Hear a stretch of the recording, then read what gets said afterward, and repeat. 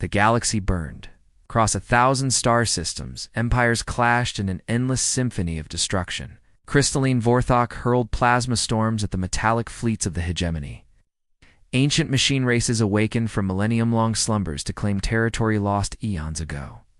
But Earth watched from the sidelines, broadcasting the same message to every desperate embassy ship that limped into Sol System. We will not interfere. The Galactic Union's ambassador, a floating sphere of pure energy named Axiom 7, materialized in the United Nations Assembly Hall for the 15th time. Humanity possesses unique strategic advantages, it pleaded through electromagnetic pulses. Your chaotic thinking patterns confuse enemy battle algorithms. Your adaptability is unmatched. Join us, and this war ends in months instead of centuries. Secretary General Chen Wei shook her head firmly.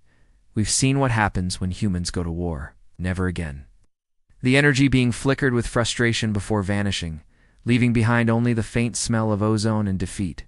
Across the galactic networks, alien races mocked the soft blue world. Humans hide behind their single yellow star, chittered the insectoid krilks on their hive channels. They lack the spine for true warfare. Primitives who still use chemical rockets. Their mandibles clicked with amusement as they dismissed humanity as irrelevant. Backward, a species too weak to matter in the grand game of galactic dominance. Commander Zethkar Trask of the Krilk's 3rd Assault Wing studied the holographic display with 6 compound eyes. His ship, the Bone Render, had gone rogue from the main fleet after a disastrous engagement with Union forces. Half his crew was dead, his weapons were depleted, and his captain's exoskeleton bore scorch marks from plasma fire. The humans boast of neutrality, he hissed to his bridge crew. Perhaps it's time to test their resolve. Small demonstration might yield valuable resources, or at least entertainment. The bridge of the Bone Render hummed with activity as navigation drones calculated Earth's defenses. Their sensors detected orbital platforms, primitive by galactic standards, but numerous. More concerning were the energy signatures buried deep within. Earth's crust-massive installations that didn't match any known human technology in their databases. Commander clicked his tactical officer. These readings suggest significant military infrastructure. Perhaps we should reconsider. Trask's mandibles spread in what his species considered a smile. They're bluffing. No species that refuses to fight maintains real weapons. The ship descended through Earth's atmosphere like a falling star, its cloaking field barely concealing the angular black hole. Their target was a sparsely populated region, called Autorado, perfect for testing human responses, without triggering massive retaliation. In the ship's belly, Krilk's warriors checked their plasma rifles and chittered about the easy conquest ahead. They expected submission, negotiation, perhaps tears. They had no idea they were about to knock on the wrong door. Retired astronaut Amina Rowe heard the thunderous sonic boom from inside her mountain cabin. At 52, she still moved with the precise efficiency of her Space Force days. Muscle memory from decades of zero-gravity combat training never quite fading. Her daughter Maya looked up from her tablet as the windows rattled. "Mom, what was that?" The sky outside had turned an unnatural violet, and something large was settling in the clearing beyond their property line. Amina reached for the old service rifle mounted above her fireplace, her fingers finding the familiar weight like greeting an old friend. "Stay inside, baby. It's probably just another meteor." But as the violet glow faded, Amina could see it wasn't a meteor. The angular craft sat smoking in her neighbor's pasture, its hull gleaming with an otherworldly sheen. Figures emerged tall, insectoid, armed with weapons that hummed with barely contained energy. Her military training kicked in as she studied their formation, their casual arrogance, the way they moved toward human settlements like they owned the place. Through her scope, she watched them approach the Johnson farmhouse down the valley. Tom Johnson came out to investigate, hands raised peacefully. The aliens didn't even hesitate before cutting him down with a burst of plasma fire. Something cold and familiar settled in Amina's chest, the same feeling she'd had during the Mars Rebellion 15 years ago. These things had come to her world, to her home, and murdered her neighbor without provocation. When the lead alien turned its compound eyes toward her cabin, she was already moving. The creature's head exploded in a shower of green ichor as her rifle barked once, the familiar recoil grounding her in deadly purpose. The other aliens scattered like startled insects, their formation dissolving into panic as they realized their prey was shooting back. Amina's fingers flew over her secure communicator, connecting to an encrypted channel she hadn't used in years. "Phoenix Base, this is Revenant 7, she transmitted. Using calcines that should have been buried with classified files, General Rodriguez's voice crackled back immediately, tense with disbelief. "Amina. That channel's been dark for, they're here, Marcus. Real as bullets and twice as ugly.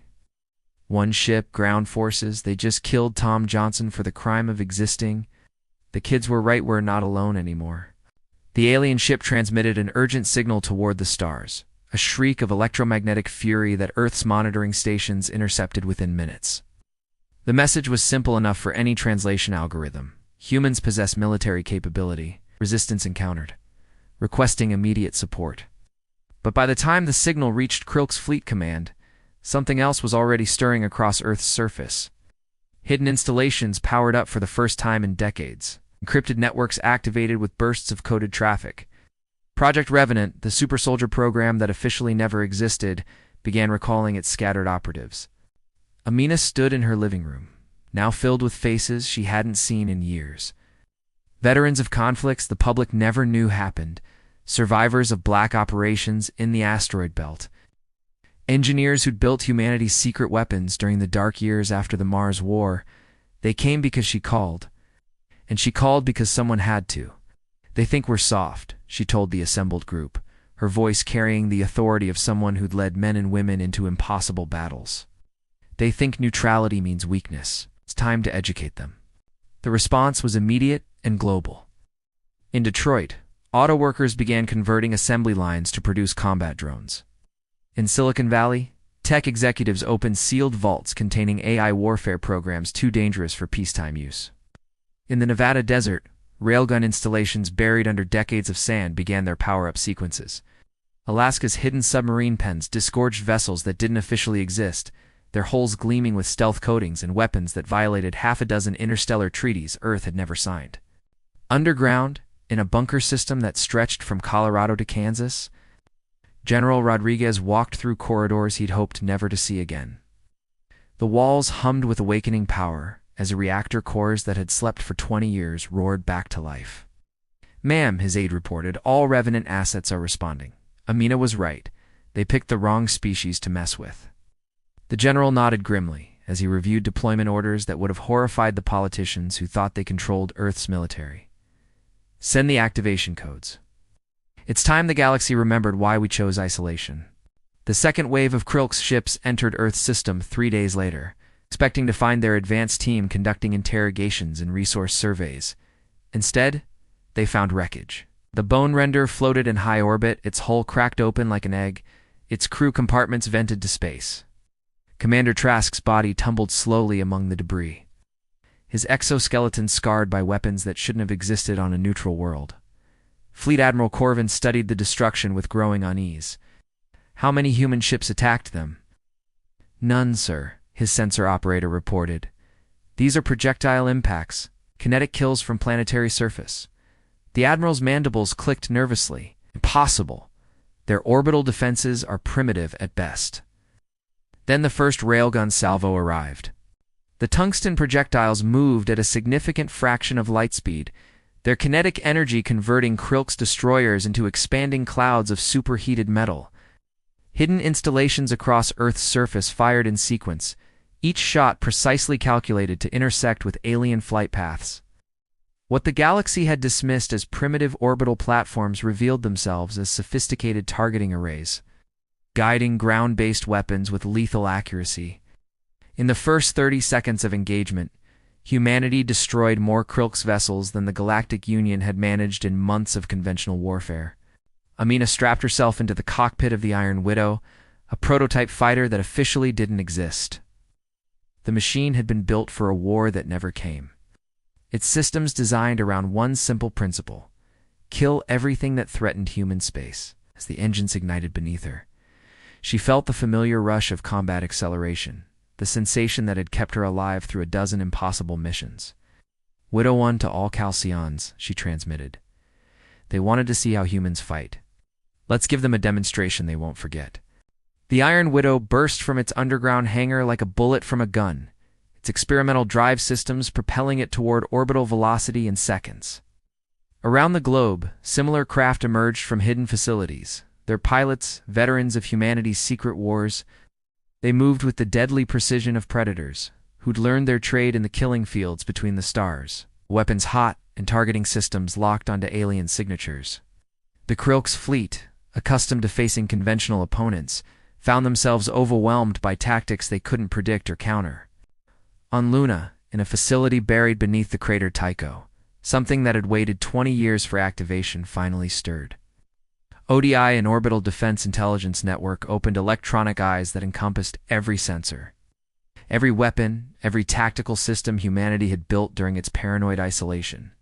The AI's first act was to analyze the enemy fleet with processing power that dwarfed anything the Krilks had ever encountered. Its second was to smile. If an artificial intelligence could be said to smile, as it began coordinating humanity's response with mathematical precision, the battle became a slaughter. Krilk's ships that had terrorized a dozen worlds found themselves outmaneuvered by human craft that moved like angry wasps, striking from impossible angles with weapons that defied galactic conventions. When the aliens tried to retreat, they discovered that Earth's defensive grid extended far beyond their initial estimates. Hidden installations on Mars, Titan, and the asteroid belt revealed themselves with bursts of directed energy that turned fleeing vessels into debris fields. Across the galaxy, alien races watched the feeds in stunned silence. The humans they dismissed as backward and weak were systematically dismantling a Krilk's assault fleet with casual efficiency. In the trading posts of Rigel, bartenders paused their work to stare at holographic displays showing human fighters dancing through enemy formations like demons made of metal and fire. On the homeworlds of the Galactic Union, military advisors began frantically reviewing their assessments of Earth's strategic value. The tide of galactic opinion shifted like a breaking dam. Where once aliens had mocked human weakness, now they spoke in hushed tones of Earth's terrible awakening. Betting pools opened on how long the Krilks could survive against humanity's wrath. Underground resistance movements on conquered worlds began displaying human symbols. Inspired by a species that had gone from neutral bystanders to galactic players in the span of hours, Amina's fighter screamed through space toward the Krilk's command ship, its hull scarred by near misses from alien weapons. Behind her, the Iron Widow squadron followed in perfect formation, their pilots bound by shared purpose and deadly skill. The command vessel loomed ahead like a mountain of chitin and metal, its weapon arrays tracking their approach with mechanical precision. "This is for Tom Johnson," she whispered, and triggered her missile payload. The Krilk's command ship's point defense systems had been designed to stop conventional attacks' energy beams. Plasma torpedoes, nuclear warheads. They were not prepared for the Iron Widow's experimental payload, a swarm of nanoscale penetrators that moved like living things, flowing around defensive fire to burrow into the hull like metallic parasites. Within seconds, the ship's armor was compromised in 1,000 places, each breach expanding as the nanobots consumed metal and converted it into more of themselves. Amina led her squad through the largest breach, their fighters transforming into powered armor suits as they entered the alien ship's corridors. The interior was a maze of organic curves and chitinous passages, designed for beings whose anatomy differed radically from human norms. But Amina had fought in stranger places, and her team moved with the fluid efficiency of operators who'd trained for every possible environment. When Krilk's warriors tried to ambush them, they discovered that humans fought differently in close quarters, predictably, viciously, with a creativity that their hive mind tactics couldn't match. The ship's bridge was a cathedral of alien technology, its walls pulsing with bioluminescent displays that showed the battle raging outside. Fleet Admiral Corvin stood at the center, his compound eyes reflecting the light of dying ships as his fleet fell apart around him. "Humans," he hissed as Amina's team entered. "You should have remained neutral. Now we will show you the true cost of war." His claws reached for the activation switch of the Planet Buster device, a weapon that would crack Earth's crust and boil its oceans. Amina moved faster than alien reflexes could follow, her enhanced muscles propelling her across the bridge in a single bound. Her combat knife found the gap between Corvin's armor plates, sliding between chitin and flesh with surgical precision. "You should have stayed away from our doorstep," she said softly as the alien commander collapsed. Behind her, her team was already planting charges throughout the ship's vital systems, their timers synchronized to create maximum destruction. The command ship died in a ball of fire that could be seen from Earth's surface, its destruction marking the end of Krilk's ambitions in human space. The surviving alien vessels fled toward the outer system, their formation broken and their morale shattered. Their wake, it left debris fields and the growing realization that humanity was no longer the galaxy's helpless, neutral observer. The aftermath was swift and decisive. Galactic Union representatives arrived within days, their diplomatic pouches filled with offers and concessions that would have been unthinkable a week earlier. But when they requested an audience with Earth's leaders, they found themselves facing a very different negotiating partner.